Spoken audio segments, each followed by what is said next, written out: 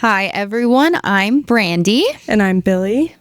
And welcome to the Brandy and Billy Show.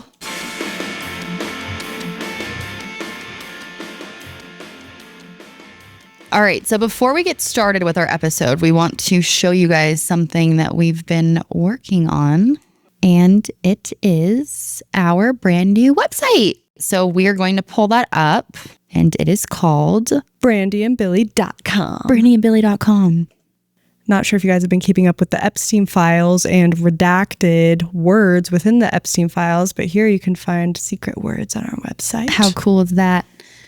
And then when you scroll down, it has all of our videos on it. We still need to create our bios. By the time you guys have access to our website, we'll have bios in there already. Yeah, hopefully. And then we have some cool merch. If you guys are interested in any of our shirts or sweatshirts. Look at the funny one here. Got fed slop. And our hats. Allegedly. We wanted to model them for you guys tonight. There's a cheaper version of the allegedly hat right there because the corduroy ones are kind of expensive for us to produce and we don't make that much money on really any of the merch. Oh, this is cool. This is the timeline of the planes that were tracking Charlie and Erica, which we're going to get into, and just some events that were going on, and it's pretty interactive. Here we have our inspirations. AI photos. I love those photos so much. And then our tips area here. So yeah, pretty cool. Very cool. Very excited about that. Feel free to go check it out. That will be the number one thing that we link under the video today. Mm-hmm. And we didn't really show the inspirations that much. We'll let you guys go check it out for yourselves. But it's one of our friends who helps us out with a lot of technical stuff. He created some pretty fun AI photos of our favorite podcasters, Baron Coleman, Candace Owens, and Ian Carroll. Okay, so in this episode, we're going to be recapping the Egyptian military planes, and then stick around for the very end because we're going to be going over all of the stories that Candace broke and her evidence that's proven to be true. Yeah, there's a lot of things that she's provided on her show in the past 3 months that she has proven factual evidence. So that'll be great for us to all go over. Especially want to give her all the credit that she deserves because she has been busting her butt with this. Yeah. Okay, so we want to start this episode by introducing 2 Egyptian military planes and their relation to Charlie Kirk's assassination.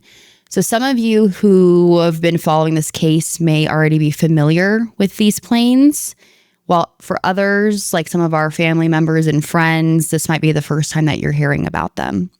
So, like we've already mentioned their names before, Candace Owens, Baron Coleman, Ian Carroll, and many others, by the way, have worked to track down this information about these planes and their possible link to the assassination of Charlie Kirk. Yeah, very much in depth. So the first Egyptian military plane we want to talk about, the plane's tail number SUBTT, and we're going to refer to that as the yellow plane. And then the second Egyptian military plane, the tail number is SUBND. We're going to be referring to that one as the blue plane. And if you decide to go back and watch all of Candace Owens' episodes on these planes, good luck to you if you haven't started, because there is a lot of information, a lot of episodes.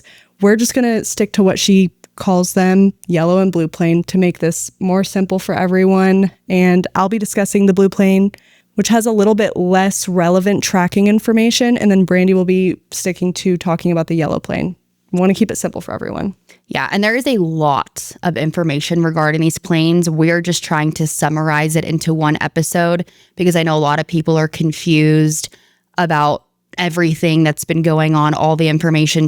We tried to take all of the information that we've acquired thus far and put it all into one episode. So sorry if this is redundant for some people, but like we said in many of our episodes, a lot of our family members, a lot of our friends, they don't know a lot about this. And the whole reason we wanted to do this was to bring awareness to this whole situation for people that don't follow it. Yeah, that don't follow it as closely as we do.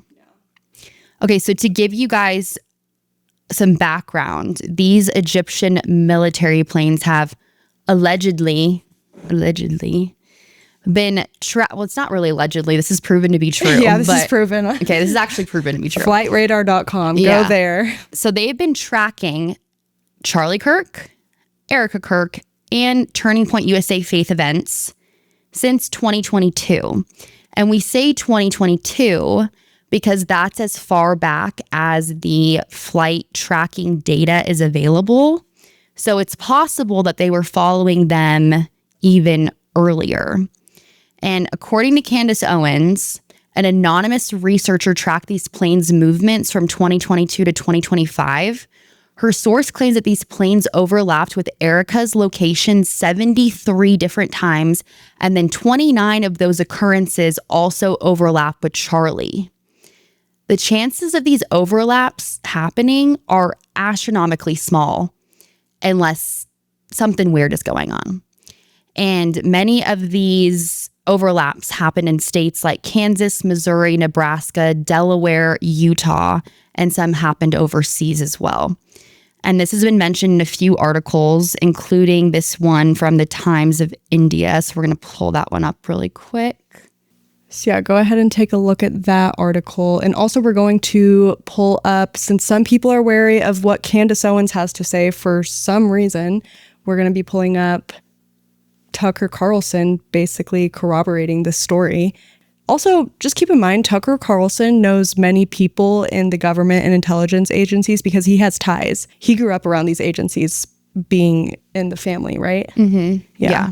I mean, Tucker has been in the industry for so long, so he has a lot of friends in the military and intelligence agencies. So I'm assuming he reached out to those people and confirmed this. Yeah. So let's play that clip. So I would say of the assassination, first of all, I knew him well. He was right at my house right before he was killed. So I feel emotional about it still. Who was Charlie Kirk? Yep. Oh, yep. Really? Oh, yeah. And I love his wife and know his wife well. And so I feel emotional about it. So, I just haven't wanted everything to do with it. But I will say a couple of things. I think that I don't understand it. And I want to make sure that there is a truly rigorous and honest federal investigation of it. And I'm definitely concerned about that. A. B, I think that I don't know many of the details, but I know that recently Candace said that Egyptian registered aircraft were following Erica Kirk, Charlie's widow, around for a number of years in different places in the world. That's one of the weirdest things I've ever heard. And I just want to say that is factually true. That's true. So that's like the one data point that I happen to know is true. What does that mean? I have literally no idea. So we just wanted to play that so you guys know it's not just Candace. It's not just us, and it's not just Barron. It's not just Ian. We have the Flight 24 radar tracker. Yeah. You can verify planes that people have taken and then their overlaps, and people have spent hours doing research about this. So multiple people have confirmed that these planes have been in the same exact locations as Erica, as Charlie, as Turning Point USA Faith events at the same times for years, like literally tracking them. Very bizarre. Okay, so SUBTT, the yellow plane, and SUBND, the blue plane, were both in Provo, Utah during the days surrounding Charlie Kirk's assassination. Weird. Yeah. So let's start with the blue plane. It arrived in Provo, Utah on September 5th, which we know Charlie Kirk was assassinated on September 10th. That's only 5 days before it happened. And then it departed on September 13th, 3 days after the event. From there, it made a fuel stop in Canada, then it flew to Paris, and then it returned to Cairo, Egypt. And yeah, we'll explain why we're putting quotation marks around Cairo in a little bit. So here's the timeline for SUBTT, the yellow plane. It landed in Provo, Utah on September 4th, 6 days before Charlie Kirk was assassinated, and then left Provo, Utah on September 10th, the very same day that he was assassinated. Candace says she was contacted by multiple anonymous sources, including a person from a foreign country who claimed that they knew someone on board of SUBTT, the yellow plane.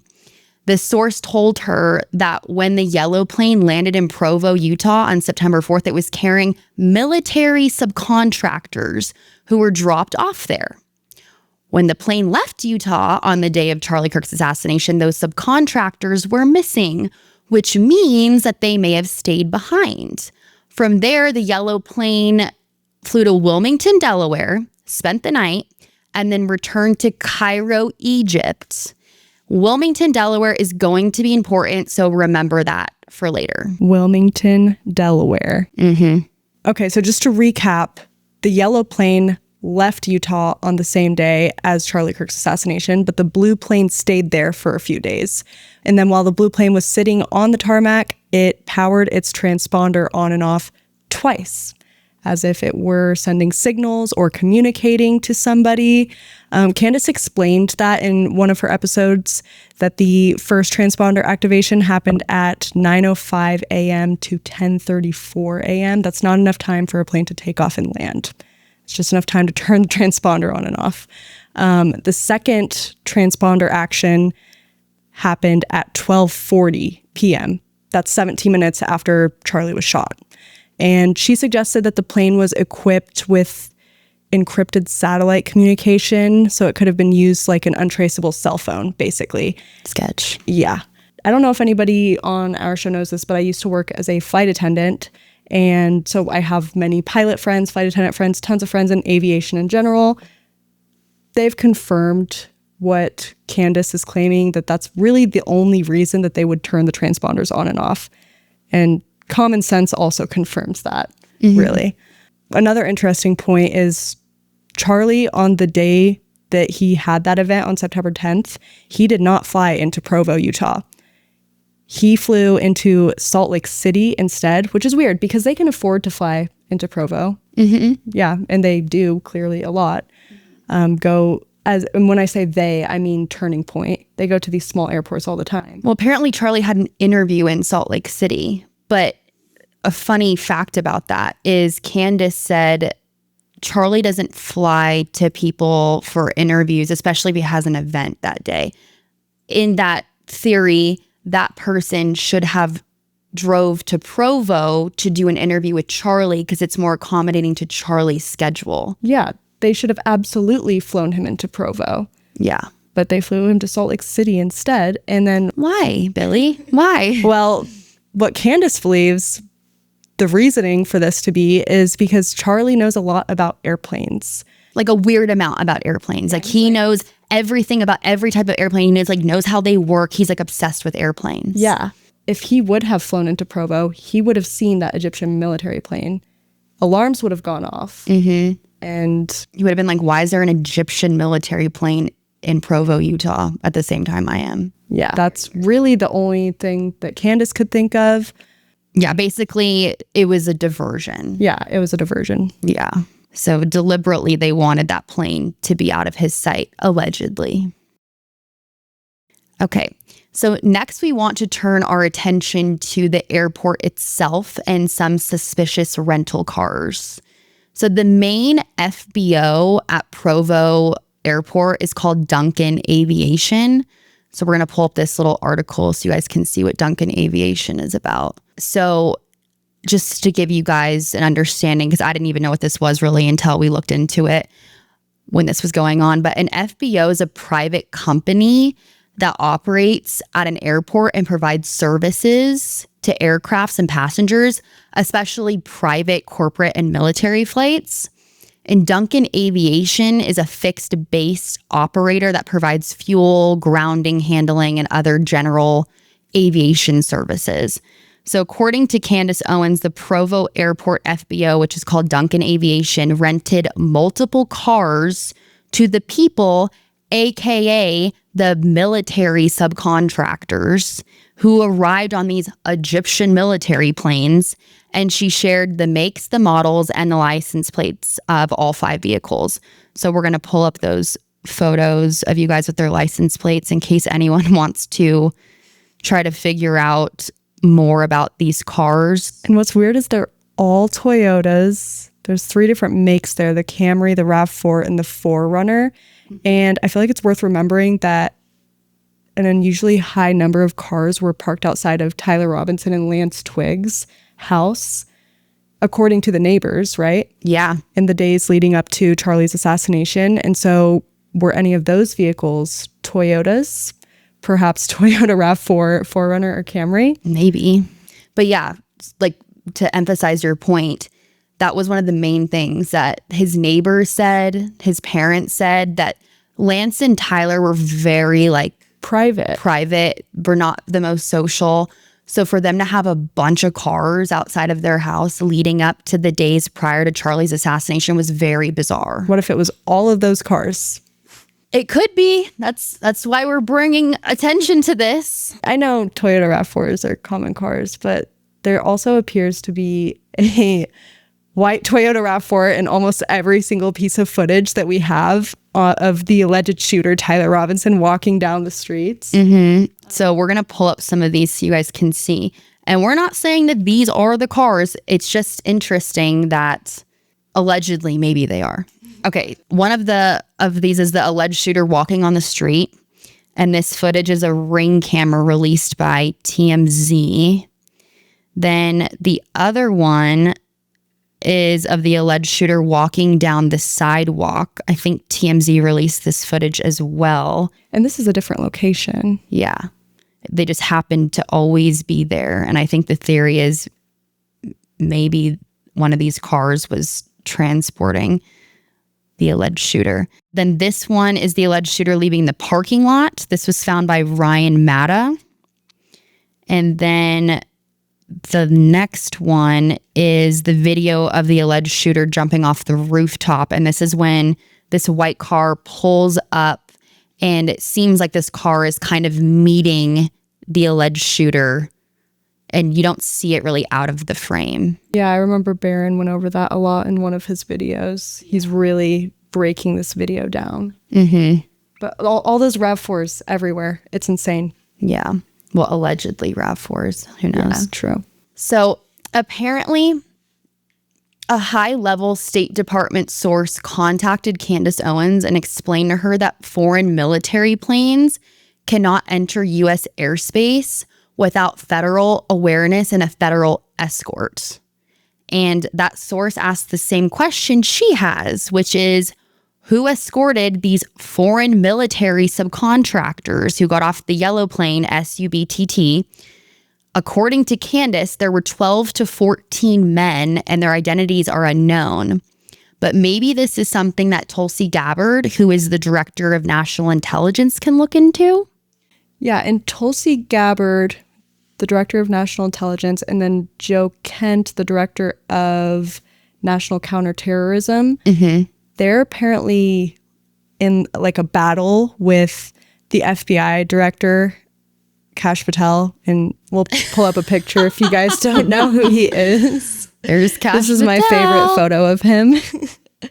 We love him, if you can't tell.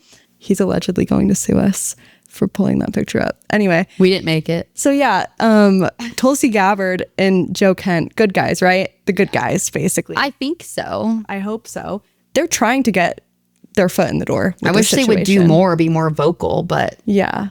And then allegedly Kash Patel's not allowing them to because this is just like a Utah state problem. I don't know. And that's the weird thing. It's like, this is a state case, not a federal case. And so the FBI being so heavily involved, well, I get why they're involved, but so like restricting people, it's weird. Why would you not want every single set of eyes on this if you're really trying to figure out what happened to Charlie Kirk? Yeah, and that's what I'm confused about is like, I feel like there's enough evidence here that maybe the director of national counterterrorism should be involved. So is it up to Kash Patel to allow them to get involved? I don't know the answer to that. But yeah, I wish they'd be more vocal too. Yeah, so we're going to pull up this article from MSN, and I'm just going to read a little clip of it. So Joe Kent was reportedly looking for any information that ties Charlie Kirk's assassination to any foreign group, like conspiracy theorists, Candace Owens suggested, or any terror groups. Kent had a meeting with Patel, who was not happy with Kent's digging, at the White House with Vice President J.D. Vance and DNI Tulsi Gabbard being present. The NYT report claimed that Kash Patel was troubled that Kent had gone through FBI materials regarding the case. They reported that the tension between Patel's office and Gabbard's office was so intense that 2 meetings had to be held and little was achieved in the first meeting. And yeah, like you were saying, if there's possible foreign involvement, why would he care? I don't understand why you wouldn't want more people helping you, but I don't know. Maybe that's why I'm not the FBI director. Yeah, I really hope that they investigate the cars that were parked outside of Tyler and Lance's house. And at the very least, take a hard look at those license plates. Yeah. And if they don't, everyone else on the internet already has been. So yeah, they could easily figure out whose cars were parked outside of Tyler and Lance's house. And then they could easily find out who rented those rental cars. And if those people were from Egypt, Cairo, Egypt.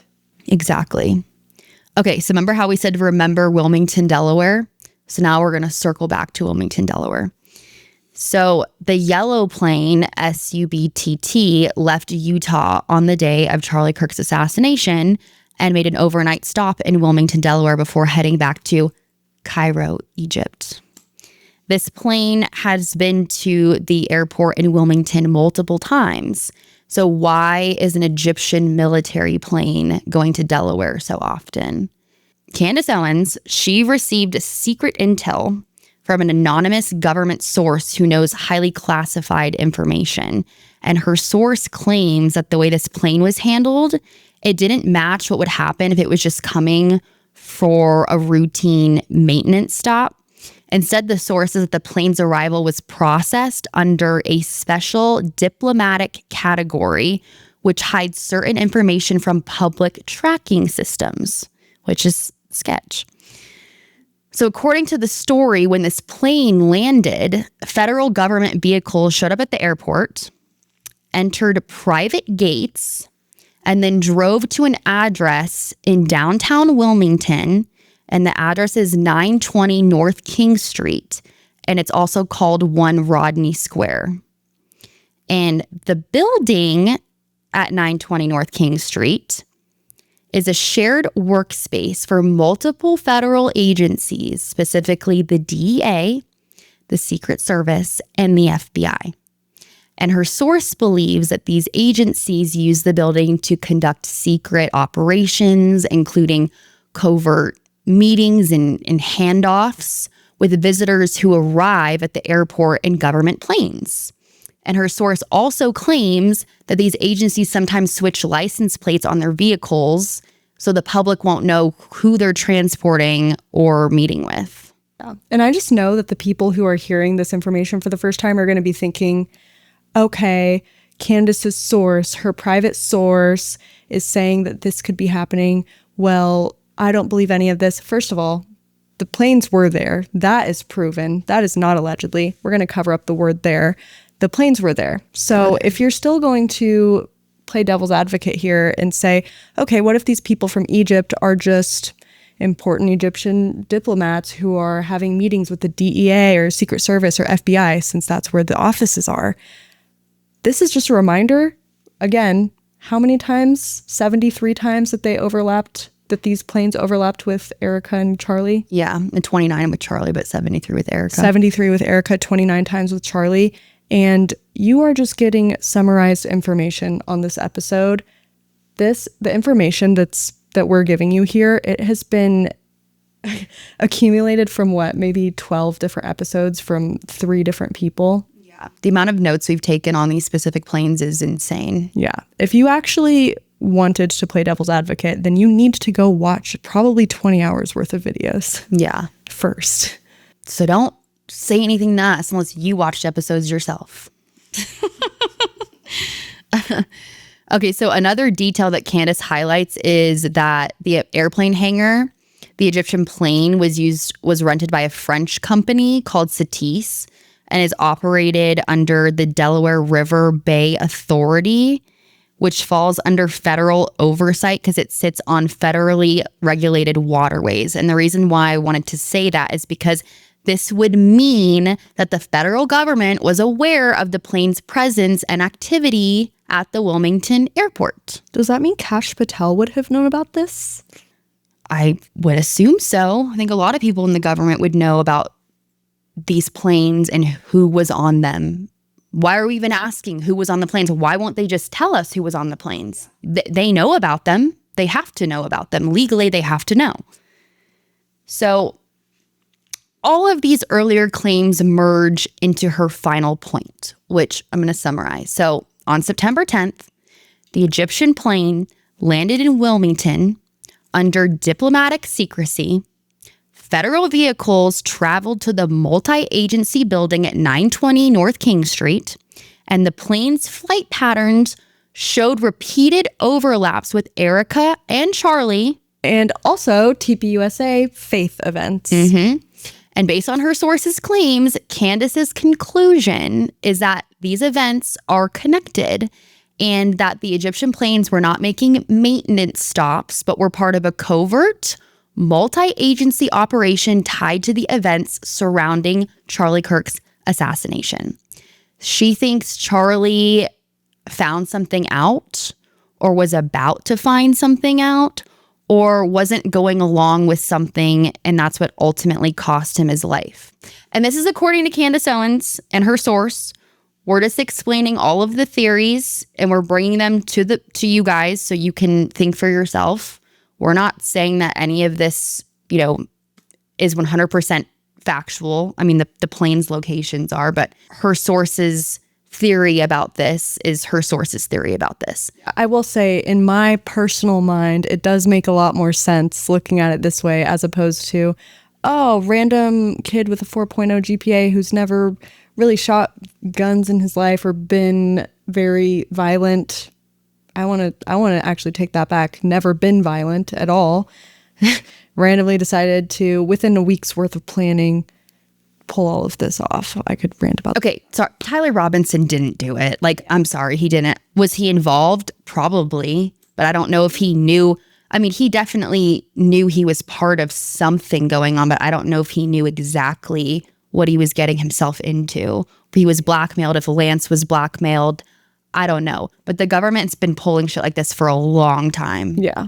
Anyone who thinks Tyler Robinson did it and acted alone, grow up. Yeah. No, he didn't. Yeah. Just to talk more about why we are putting Cairo, Egypt in quotes when we talk about that. So Baron Coleman, you guys know our favorite guy, our favorite uncle. He did an amazing episode on why Cairo, Egypt is possibly a fake destination for these Egyptian military airplanes. Yeah. So Baron Coleman received a tip from a confidential source that said something along the lines of this. His source said, when we fly, I'm assuming that his source has experience with this. Maybe in the Air Force or something. He doesn't specify.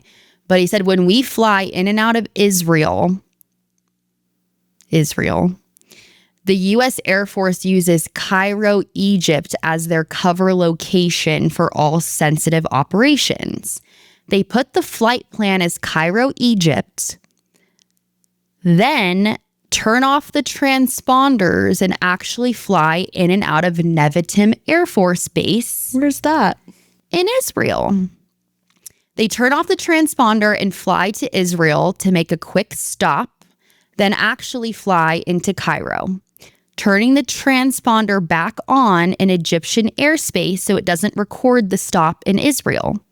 The flight tracking software they use can hide the stop in Israel. So basically no data is being recorded of the stops in Israel at all, which is really the destination, but it's, I don't know, this is definitely lining up with the corruption that I've been coming to know that exists within this tiny little New Jersey-sized part of the world. So yeah, it makes sense to me.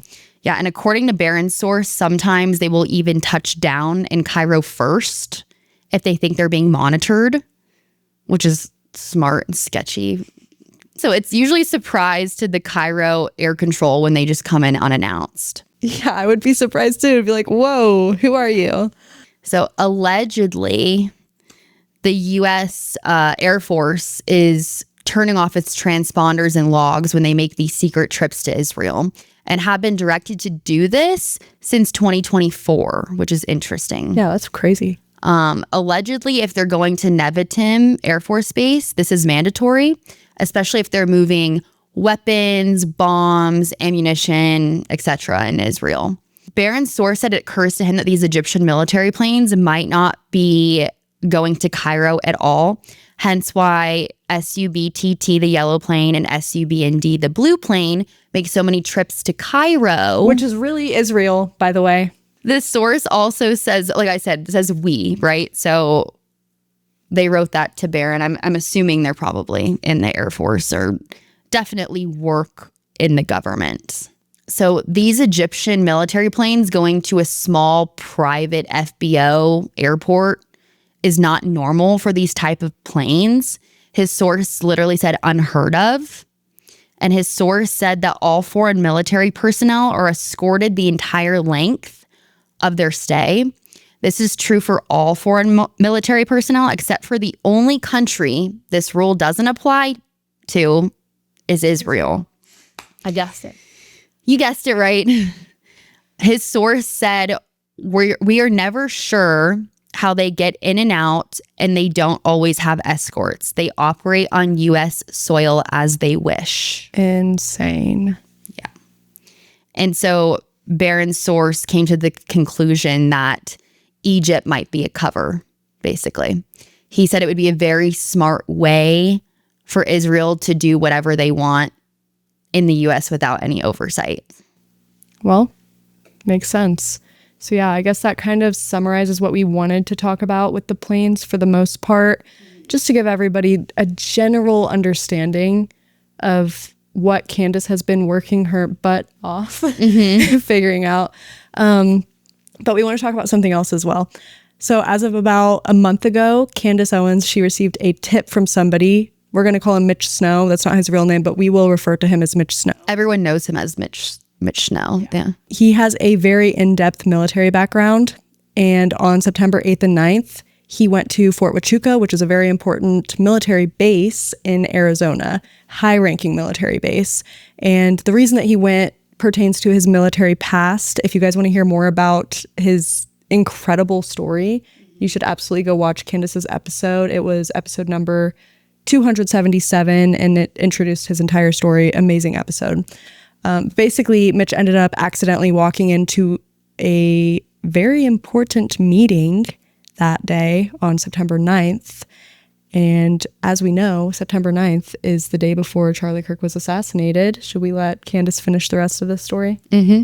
It's September 9th. He happens to walk in at the exact time that they are concluding a meeting. And he is kind of even more impressed because he sees about 12 lieutenant colonels. He tells me, you do not see that many people, that many E4s, E5s, E6s. But he just goes, well, what's going on? He's like, you don't see this unless you're at the Pentagon or you're at the White House. You just don't see this many high up the food chain lieutenant colonels. He's going, man, this is a pretty important meeting.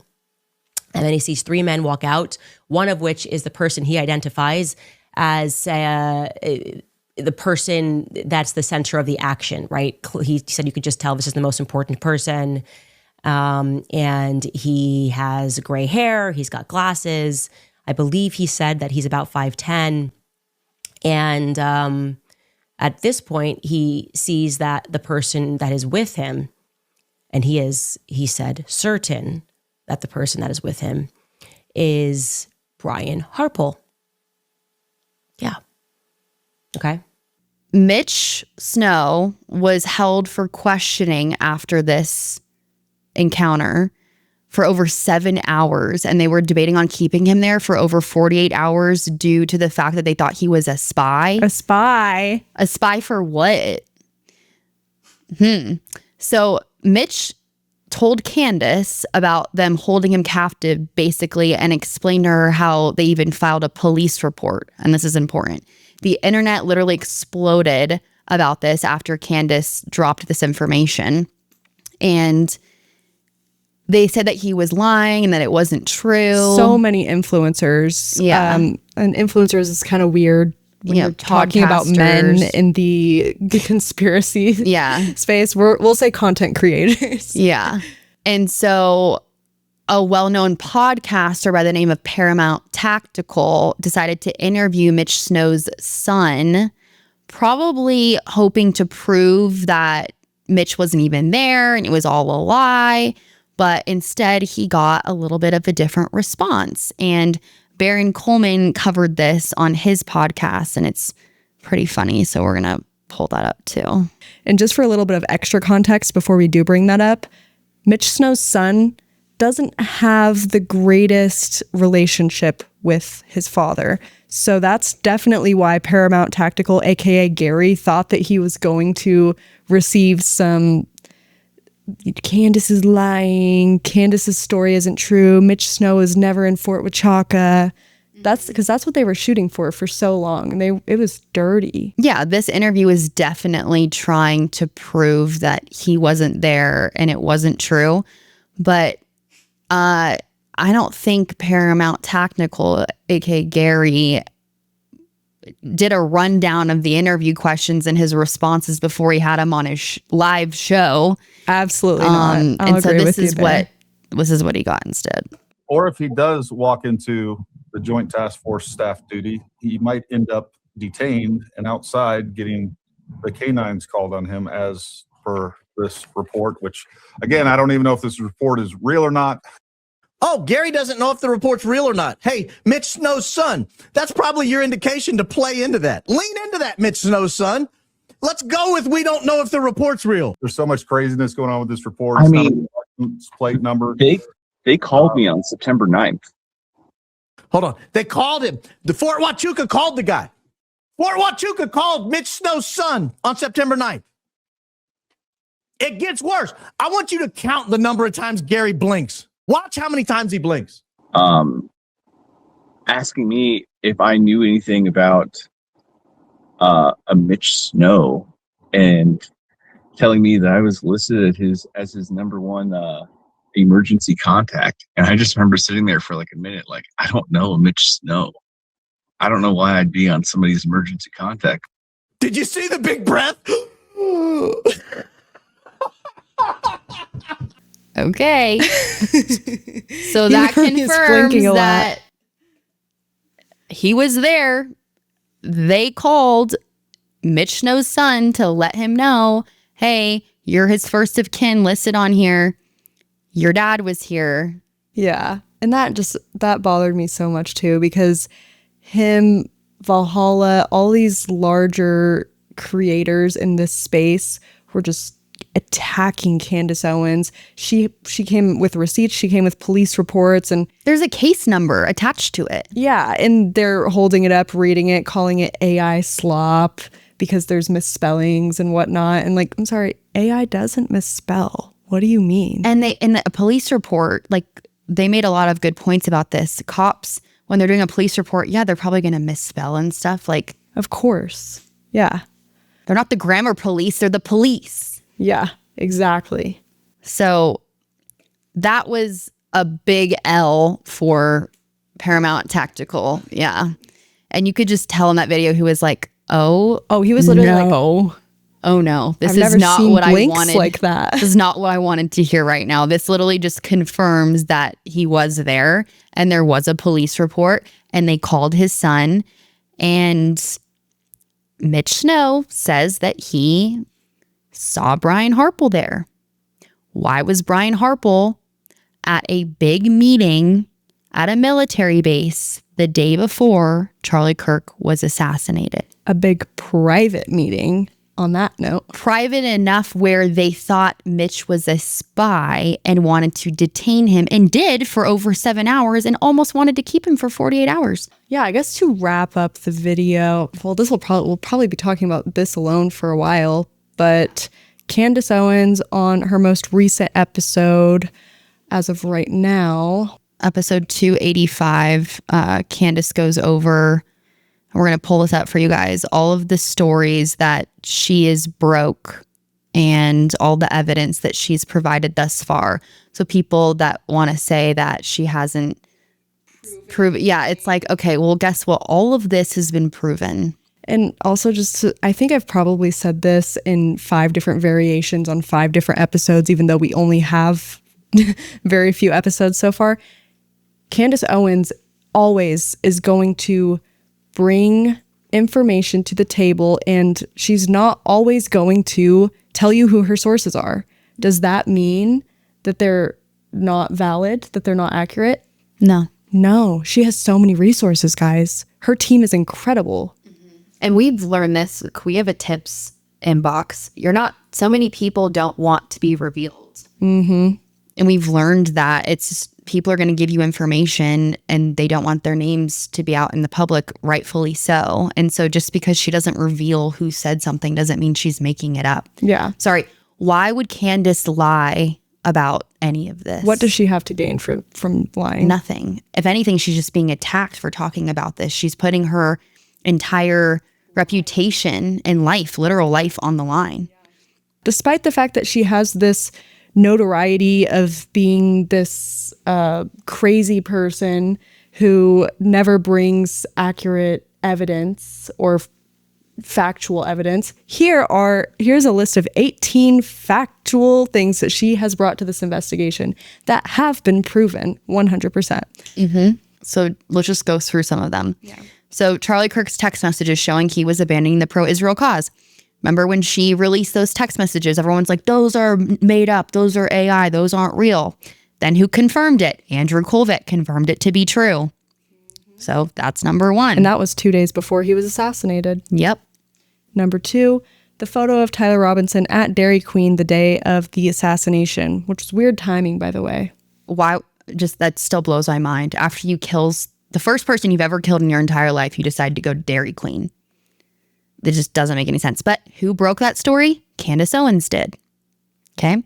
Then Candace actually broke this story, I think on this episode she did. Tyler Robinson went to the Cowboy Smokehouse the evening after he went to Dairy Queen and avoided traffic lights. And that was like 2 hours south of Dairy Queen and UVU. Yeah. So I'm sorry, is he going on a food tour? Yeah. Like, like, how are you that hungry when you just killed someone? I'd be like. And do you remember how the Cowboy Smokehouse verified that it was indeed 100% Tyler Robinson that was there? Because of his credit card. Do you know who has access to credit card information? The government. Candace Owens doesn't have access to that information, but thankfully she goes through her tips inbox. Like, the government absolutely could have traced his credit cards and saw that he went to this smokehouse. Then they could have contacted the people at the restaurant and asked him about it. Did they? No. Who broke the story? Candace Owens. And it's proven to be true. Like, literally, people have come out that work at the restaurant and say, he was here. We have his credit card receipts. He ordered a steak and mashed potatoes and was just chilling on his phone and was completely normal. That's weird. You don't act like that if you just killed someone. Yeah, I feel like based on all of this information, maybe he didn't kill anyone. Anyway, maybe he didn't even know what was going on, really. Tyler Robinson also, point 4 here, he called out of work on the 11th, the day after the assassination, citing food poisoning. And he also called out of work the day before as well, claiming that he had to help his grandmother move furniture. And his grandmother lived in the same town as that steakhouse, right? Mm-hmm. Or the smokehouse. Yeah. And so she thinks that maybe he went to his grandma's house. And stayed the night. Yeah. That night. Yeah. Anyway, he worked at Wild Electric in Santa Clara, Utah, which is in the St. George area. Mm-hmm. Then the whole Charlie Kirk being Catholic thing. So Charlie's Catholic considerations, he was attending mass, praying with the rosary, died wearing the St. Michael's pendant, and had a private Catholic funeral mass. And when Candace first released that information, everyone's like, he wasn't Catholic. Why are you making that up? That didn't happen. When in fact, we don't know where he's buried still, if he even is buried, but there was a Catholic funeral that Andrew Colvett went to, that Erica Kirk went to. All these people went to this Catholic mass funeral because I'm assuming Charlie wanted that. It must have been like in his will or something that he wanted a Catholic funeral. So Candace saying maybe he was considering becoming Catholic, that wasn't a far-fetched lie. This is all factually proven to be true. And like on that note, this list should honestly be so much longer too when you take into consideration the things that have been questioned. Like where is the funeral, the burial site? Where is any of this? I don't think it exists yet, right? I don't think Charlie Kirk has been buried yet, which is really weird. Yeah, and no one would be questioning any of these things if it weren't for Candace Owens. But there's also Candace Owens, number 7 here, the footage of Tyler Farnsworth. Terrell. Our boy Terrell. Terrell Farnsworth, moments after the assassination. That one was huge, guys. Like, that video, we've played it on one of our episodes. That video was weird. He's dead. Who does that? Your friend that you've known for over 10 years just got shot. And you go, they shot Charlie. They shot Charlie. He's dead. First of all, who's they? How do you know he's dead? Well, why are you taking a selfie video? Yeah. And that footage would have never seen the light of day if it weren't for Candace. It was sent directly to Candace. Oh, and Brandy, this is the absolute best one. Okay, so number 8, there was no blood on the back of Charlie as he went down. The bullet did not pass through. So she saw the video from the backside. There was no blood. Sorry, we've all seen Trigger Smart, his video. I think Valhalla even. Yeah, I'm mad at him though. So yeah, but all these people, you can look up tons of videos of people shooting a 30-06 through multiple types of things. And I'm sorry, it doesn't just stop in the back of the neck. It goes all the way through and it like explodes. So for her to go, yeah, I saw the video, there was no blood. This doesn't really make sense. That was crazy. Yeah, that's the most alarming thing in my opinion. And anyone who looks at this list and is like, coincidence. Whoa. Brain check. Come on. Yeah. Number 9 here, photos from inside of Charlie's SUV after his assassination. Ooh, should we talk about this right now or should we save that for the next episode? Okay, so she shared some photos of the SUV and it looked like black plastic fragments everywhere. And this has to do with a theory that Baron Coleman has been heavily investigating, and we are investigating it as well. We're going to Nashville. So I'm sure you guys have heard of the exploding microphone theory. And what just exploded in Nashville or near Nashville? The manufacturing plant called Accurate Energetic Systems. Yeah. Ding, ding, ding. And what could they possibly have developed and created? They manufacture military grade explosives. Yeah. Yeah. So there's a theory that we are going to investigate, which is maybe the reason why the plant exploded exactly to the day a month after Charlie was assassinated. Maybe they were trying to get rid of evidence. I don't know. We're not saying it for a fact. We're looking into it. So also was it the manager of the plant? He quit. Yeah. A few days after Charlie was assassinated because people were starting to speculate about that, maybe. I believe so. We'll dive more into that in a different episode. Yeah, so many spoiler alerts. Yeah. The number 10, the Fed sees the cameras inside of the hospital. That's weird. Why would you? And this happened right after Charlie went to the hospital. It wasn't like weeks after to collect evidence. While they're supposed to be looking for the shooter, they go to the hospital and seize all of the camera footage within the hospital while the shooter is still on the run.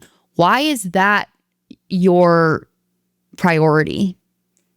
Why are you? I can't imagine any scenario where it would be. Like I love to try to play devil's advocate. I love to try to be skeptical of my own beliefs because that's the only way that you can't fall into a trapped, like, same train of thought.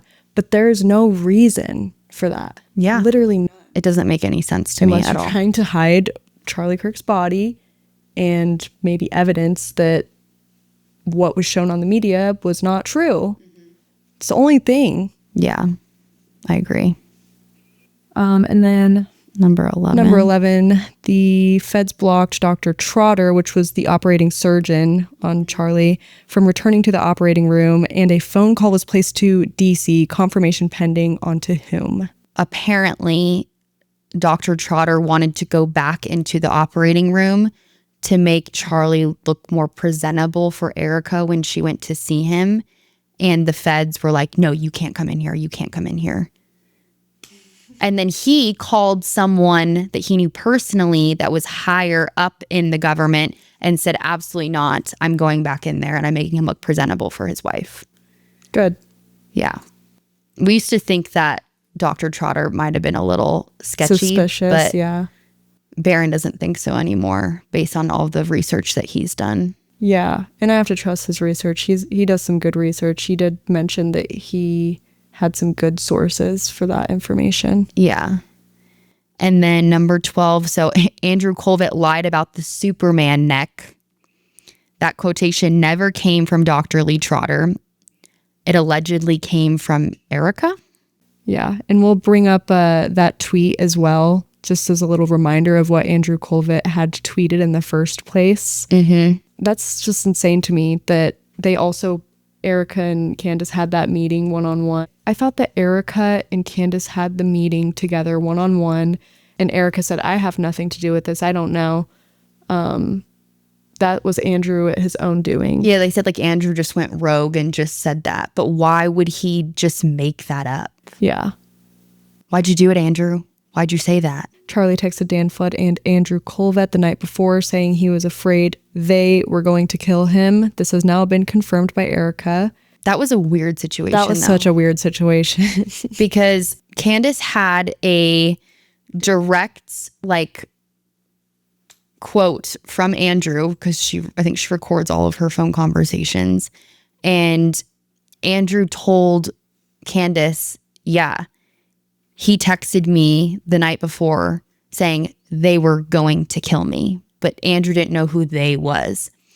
Then Erica asked Candace, do you have a screenshot of the text from Dan Flood?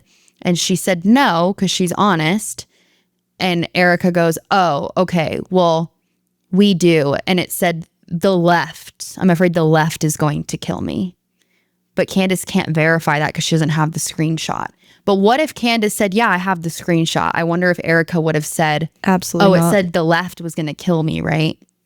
I don't know. Yeah. Also, let's just keep in mind here, Charlie Kirk has been doing the same thing for ages. Why would he randomly become afraid of the left? Randomly think that the left is going to kill him. Transgender furries are going to kill me They're after tomorrow. me. They're after me. Like, Yeah. no, so I'm specific. sorry. They are going to kill me tomorrow. There's nothing that would have led him to think that the left was going to kill him. Nothing different was happening between Charlie Kirk's relationship with the left. Now, a lot different was happening between Charlie Kirk's relationship in Israel, with Israel. Like, there was a lot happening there, but his relationship with the left was kind of consistent. Very through consistent. And through. Yeah. Like, why That was just he... doesn't make any sense. They And I want everyone to really think about that. Why would Charlie Kirk text multiple people the day before he was going to die and say, they are going to kill me? When he's been doing this, like you said, for years. Why would he just think that? Why would he just randomly think that, oh, yeah, they're going to kill me tomorrow? Like, no. Yeah, sorry. Something happened, something was going on, and I don't think it's because he thought that transgender leftist furries were going to kill him. I just don't think that. And anyone that can logically think should really understand that. And think about that logically. And honestly, even when it, like, I'm so sure in my heart that that is not what he said or thought at all. And for, let's say hypothetically, allegedly Erica Kirk is the one that came up with this lie that, oh, he said the left. He was referring to the left. That makes me think that she is stupid to think that other people could possibly believe that. Just come up with a smarter lie if you're going to lie. come up with something more believable. Benjamin Netanyahu called Charlie Kirk making an offer to take Turning Point to the next level. Candace Owens did break that story. She's the one that exposed that. And she also exposed the fact that Charlie said, no, thank you. Number 15, Fort Huachuca Military Police report from 9/9, which we already went over in depth. Hopefully you guys liked that if you didn't already know about it. Yep. So Mitch Snow told her about it. And now it was confirmed by his son on Paramount Tactical's interview that he did not trying expect. to debunk Candace with. The Egyptian planes tracking Turning Point Faith. That was also broke by Candace Owens. I'm surprised she didn't mention that they were also tracking Erica and Charlie, but that's pretty, I mean, yeah. that's confirmed as well, but Yeah, and she broke that story too. So yeah, she discovered that these planes were tracking Erica, Charlie, and TPUSA Faith events. And then number 17, bomb dogs failed to detect the recently discharged weapon on September 10th. And then the feds directed rookie police officers to find it. 3 rookie police officers. Yeah, so this is crazy actually. So they had bomb dogs go look through the wooded area that they found the gun in, nothing. And bomb dogs are so intelligent that they would easily be able to sniff out a recently fired gun.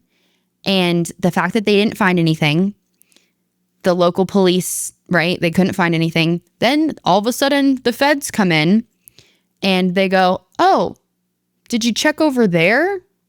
And then what do you know? The gun is there. The gun's there randomly, but the bomb dogs didn't find it. How is that possible? No, the rookie police officers found it. They literally found these new police officers like, hey, go look over there. It's literally like an episode of Dora the Explorer, I swear, like in real life. Yeah. Like, Where's the it? white pillow?